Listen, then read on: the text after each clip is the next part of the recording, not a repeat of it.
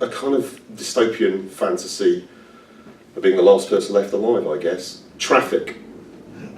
I have no choice but to apply my few remaining talents to such surroundings.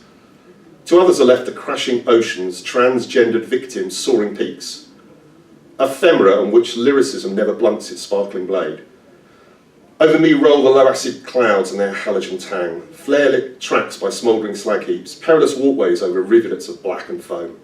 Jolting epiphany, an ancient 22-year-old swerves to light a cigarette, a volley of abuse in their incomprehensible dialect. The estates are beautiful, specifically in the tungsten light from my high balcony.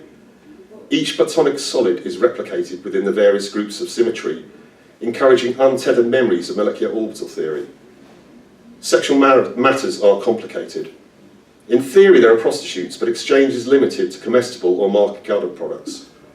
Yet the local council have restricted my reading to Victorian pornography or medical manuals from the old colonial days. Graphic illustrations of penile umbrellas and distended scrota make self-manipulation near impossible. A photograph of the latter with some tribal chief parading his testicles in a wheelbarrow draws from me unforgivable laughter for which I'm severely beaten. If this doesn't cure your recidivism, nothing will, chortles Clark. How astonishing are the high clouds and new motorways. These I've always loved. How innocent the drivers, how childlike as in sleep, how fleetingly they enter and leave, how difficult to photograph, how easy to assign them names for the narratives which will follow.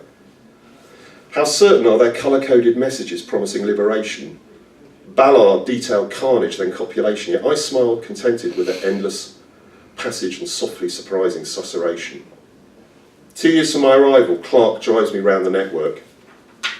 A trip of 4 hours, although the neuro-apathetic traffic makes estimating distance impossible. I'm now a happy man, I tell him as we part. That had a horrible reference to a medical textbook. My dad was a pathologist, hence the Sylvia Plath thing. And me and my brother used to steal this book from his study on forensic medicine and also general medicine. And of course, if anyone's ever looked through a medical textbook, they're absolutely horrific to look at. And there was one of some poor African tribal chief with his balls blown up like this because there was a kind of worm in them and he was wheeling them around in a thing.